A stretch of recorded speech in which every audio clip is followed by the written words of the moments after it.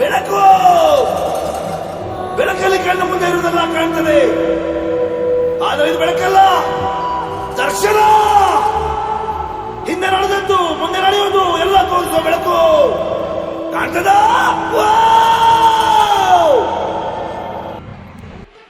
Hi, hello, ನಮಸ್ಕಾರ. ನಾನು ನಿಮ್ಮ ಪ್ರಾದೀಪ. ನಾನಿವತ್ತು ಹೋಗ್ತಾ ಇರೋದು ಬೇಲೂರಿಗೆ.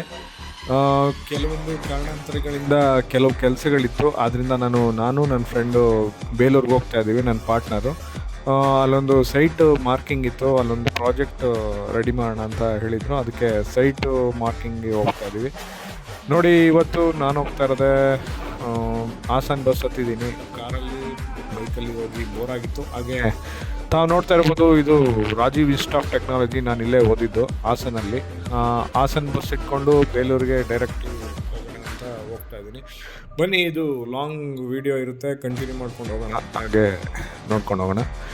ತಮಗೆ ಇದ್ರ ಮಧ್ಯ ಸ್ವಲ್ಪ ಎಂಟರ್ಟೈನ್ಮೆಂಟು ಇರುತ್ತೆ. ನೋಡಿ, ಇದೆ ರೆಡ್ ಕೋರ್ಟು, ಹಾಸನಲ್ಲಿರೋದು, ಬಸ್ ಸ್ಟ್ಯಾಂಡ್ ಆಪೋಸಿಟ್ ಇದೆ. ನಾನಿವಾಗ ನಿಮಗೆ ಎಂಟರ್ಟೈನ್ ಮಾಡೋಕ್ಕೆ ಒಂದು ಡೈಲಾಗ್ ಹೇಳೋಣ ಅಂತ ಅಂದ್ಕೊಂಡಿದ್ದೀನಿ. ರವಿಶಂಕರ್ ಅವ್ರ ಡೈಲಾಗು, ಮಾಸ್ ಡೈಲಾಗು, ತುಂಬ ಚೆನ್ನಾಗಿರುತ್ತೆ. ನೋಡಿ, ನಾನಿವಾಗ ಆಲ್ರೆಡಿ ಬೇಲೂರಿಗೆ ಬಂದಿದ್ದೀನಿ. ತಾವು ನೋಡ್ತಾ ಇರೋದು ಇದೇ ಬಸ್ ಸ್ಟ್ಯಾಂಡು. ಇವಾಗ ಬೇಲೂರಲ್ಲಿ ನಮ್ಮ ರವಿಶಂಕರ್ ಅವ್ರು ಬಂದರೆ ಯಾವ ರೀತಿ ಮಾತಾಡ್ಬೋದು ಅಂತ.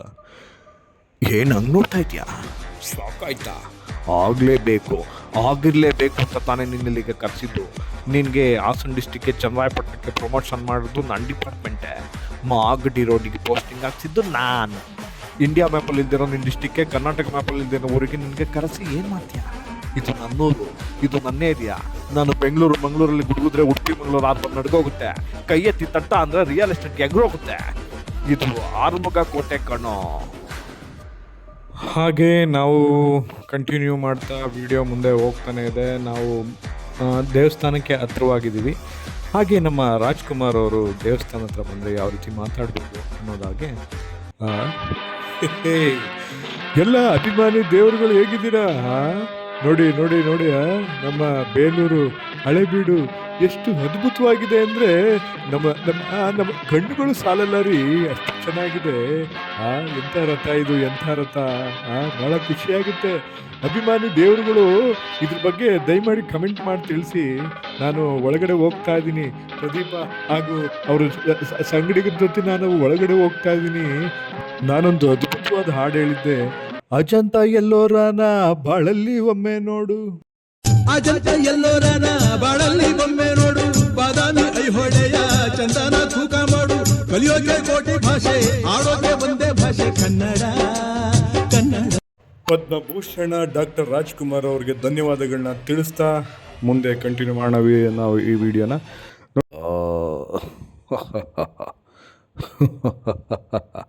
ವರ್ಮ, ರಾಜ ವರ್ಮ. ಅದನ್ನ ನೀನ್ ಹೇಳಬಾರ್ದು. ವರ್ಮ, ರಾಜ ವರ್ಮ, ನಾವ್ ಹೇಳಬೇಕು. ಡೇ ಅಣ್ಣ, ಯಾರು ಹೆಂಗೇರಿಕೆ ಯಾವ ರೇಂಜ್ಗೆ ಏರಿಕೆನ ಯಾರ ಮೇತರೆ ಅದನ್ನ ಕಬಾಲಿಡ.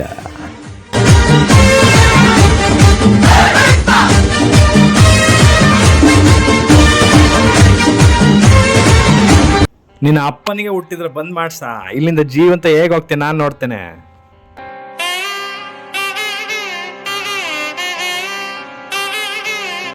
ಫೈನಲಿ ನಾವು ದೇವ್ರ ಹತ್ರ ರೀಚ್ ಆಗಿದ್ದೀವಿ. ಎಲ್ಲರೂ ಕೈ ಮುಗಿದು ಭಕ್ತಿ ಭಾವದಿಂದ ತಮ್ಮ ಇಚ್ಛೆಯನ್ನು ಈಡೇರಿಸುವಂಥ ಭಗವಂತನಲ್ಲಿ ಕೇಳ್ಕೊಳ್ಳಿ. ಹಾಗೆ ಒಂದು ಕಿವಿ ಮಾತು, ದೇವ್ರನ್ನ ಅಲ್ಲಿ ಇಲ್ಲಿ ಹುಡುಕ್ತಾ ಇರ್ತೀವಿ, ತಮ್ಮಲ್ಲೇ ದೇವ್ರಿರ್ತಾನೆ. ಮೊದಲು ನಿಮ್ಮನ್ನು ನೀವು ಪ್ರೀತಿ ಮಾಡಿ, ತಾನಾಗೆ ದೇವ್ರು ಕಾಣ್ತಾನೆ.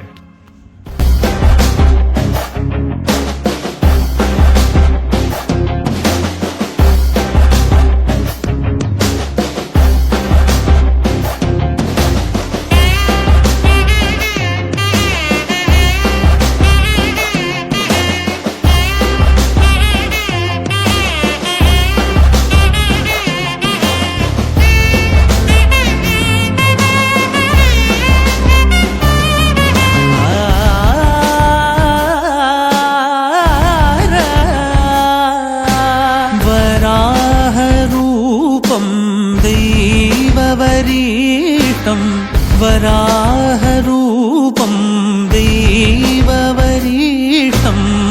वरस्मितवदनम्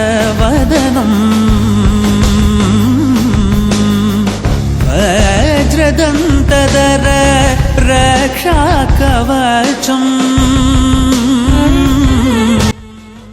ಈ ಅದ್ಭುತವಾದ ದೇವಸ್ಥಾನ ನೋಡ್ತಾ ಇದ್ರೆ ಎಷ್ಟು ಖುಷಿಯಾಗುತ್ತೆ ಅಂದರೆ ಮೈ ಜುಮ್ ಅನ್ನುತ್ತೆ. ಯಾಕಂದರೆ ಅಷ್ಟು ಚೆನ್ನಾಗಿ ಡಿಸೈನ್ ಮಾಡಿದ್ದಾರೆ. ಆವಾಗಿನ ಆರ್ಕಿಟೆಕ್ಟ್ ಆ ಥರ ಇತ್ತು ನಮ್ಮ ಇಂಡಿಯನ್ ಅವ್ರದ್ದು. ಅದನ್ನೇ ಇವಾಗ ಮನೆ ಕಟ್ಟೋಕ್ಕೂ ಬಳಸ್ಕೊತಾ ಇದ್ದಾರೆ. ಈ ಥರ ಯಾರೂ ಕಟ್ಟಲ್ಲ. ಇವಾಗಿನ ಆರ್ಕಿಟೆಕ್ಟ್ಗಳು ಅಷ್ಟು ಅಪ್ಡೇಟ್ ಇಲ್ಲ ಇವರಷ್ಟು ಅಂತ ಬೇಜಾರು ಮಾಡ್ಕೊಬೇಡಿ, ನಾನು ಹೇಳ್ತೀನಿ ಅಂತ. ಇಷ್ಟು ಟೆಕ್ನಾಲಜಿ ಇವಾಗಿದ್ದರೂ ಕೂಡ ಆ ಥರ ಎಷ್ಟು ಸ್ಟೆಪ್ಸ್ನ ನೀಟಾಗಿ ಮಾಡಿದ್ದಾರೆ ಅಂದರೆ ಅಷ್ಟು ತುಂಬ ಚೆನ್ನಾಗಿದೆ, ಯೂನಿಕ್ಕಾಗಿ. ಇವಾಗಿನ ಮನೆಯಲ್ಲಿ ಮೆಟ್ಲುಗಳು ಮಾಡ್ತಾರೆ, ಒಂದು ದೊಡ್ಡದಿರುತ್ತೆ, ಒಂದು ಥ್ರೆಡ್ ಚಿಕ್ಕ ಇರುತ್ತೆ, ದೊಡ್ಡದಿರುತ್ತೆ. ಆದರೆ ಇದು ಎಷ್ಟು ಕ್ಲೀನಾಗಿ ಕಲ್ಲಲ್ಲಿ ಮಾಡಿದ್ದಾರೆ ಇದನ್ನು. ಮತ್ತು ಇದನ್ನು ಹೊಡೆಯೋಕ್ಕಾಗಲ್ಲ, ಮಾಡೋಕ್ಕಾಗಲ್ಲ. ಎಷ್ಟು ನೀಟಾಗಿ ಮಾಡಿದ್ದಾರೆ ಅಂದರೆ ಎಷ್ಟು ಫಿನಿಶಿಂಗ್ ಕಾಣುತ್ತೆ ಅಂತ ತಾವು ನೋಡ್ಬೋದು. ಈ ಕೊಳ ಬಂದು ನೀರೇ ಕಮ್ಮಿ ಆಗಲ್ವಂತೆ ಈ ಕೊಳದಲ್ಲಿ. ನೋಡಿ, ತಾವು ನೋಡ್ತಾ ಇರ್ಬೋದು ಲಡ್ಡು ಪ್ರಸಾದ ಭಾಳ ತುಂಬ ಟೇಸ್ಟಿಯಾಗಿತ್ತು. ನಾನು ಟೇಸ್ಟ್ ಮಾಡಿ ನೋಡಿದೆ. ನೀವೇನಾದರೂ ಬಂದರೆ ಇದು 100 ರೂಪಾಯಿಗೆ 2 ಲಡ್ಡು. ಹಾಗೆ ಇವನ ಹತ್ರ ಒಂದು ಇದು ತಿನ್ನೋಣ ಅಂತ ಹೋಗಿದ್ವಿ. ಭಾಳ ಟೇಸ್ಟಾಗಿ ಕೊಟ್ಟಿದ್ದ. ಎಳೆದು 20 ರೂಪಾಯಿ ಹೇಳ್ದ, ಬಾರ್ಗಿನ್ ಮಾಡಿ 10 ರೂಪೀಸ್ ಮಾಡಿದೆ. ಈ ಸುತ್ತಮುತ್ತ ಎಲ್ಲ ಸಿಗುತ್ತೆ. ಕೊನೆಯದಾಗಿ ನಾವು ಒಂದು ಟ್ರಿಪ್ಪೆಲ್ಲ ಮುಗೀತು, ಮನೆಗೆ ಹೋಗ್ತಾ ಇದ್ದೀವಿ. ಹಾಗೆ ಸೈಟ್ ವಿಸಿಟ್ ಇದೆ, ಮಾಡಿಕೊಂಡು ಹಂಗೆ ಹೋಗೋಣ. ಬನ್ನಿ, ಹಂಗೆ ಮುಂದೆ ಕಂಟಿನ್ಯೂ ಮಾಡ್ಕೊಂಡು ಹೋಗೋಣ. ತುಂಬ ಲೆಂತ್ ಇದೆ ವಿಡಿಯೋ.